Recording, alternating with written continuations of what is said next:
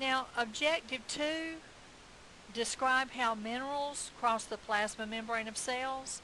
We're going to talk about the uptake of these minerals and water.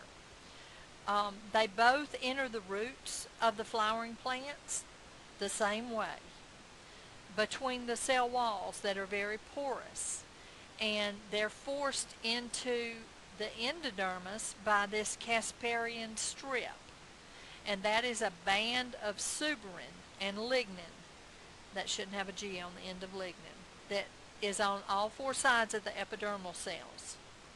And also enters through the root hairs. It'll cross the cortex and the endodermis by the cytoplasmic strands that are in the plasmodesmata that connect the cells to each other. Water enters the roots when the osmotic pressure is lower than that in the soil. And the minerals are taken up by the plant cells and transported in the xylem along with the water.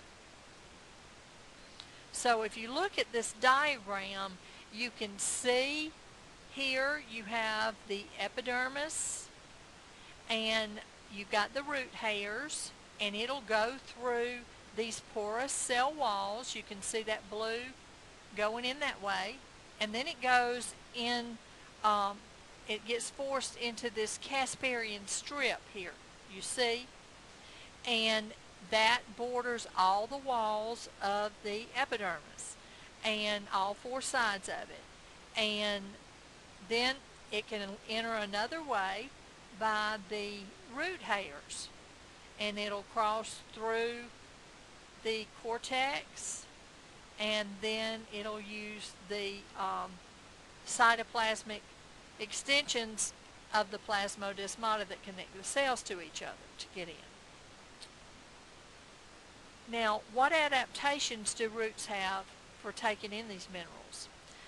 This is where we see a lot of symbiotic relationships. There's Rhizomium bacteria, and that lives in the nodules of these roots, and it's able to fix atmospheric nitrogen that plants can't use.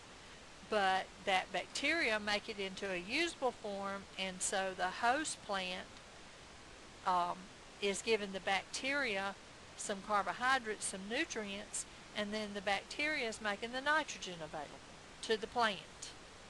You've also got the mycorrhiza. That's between fungus that you see here in this little inset. You see the white fungus everywhere.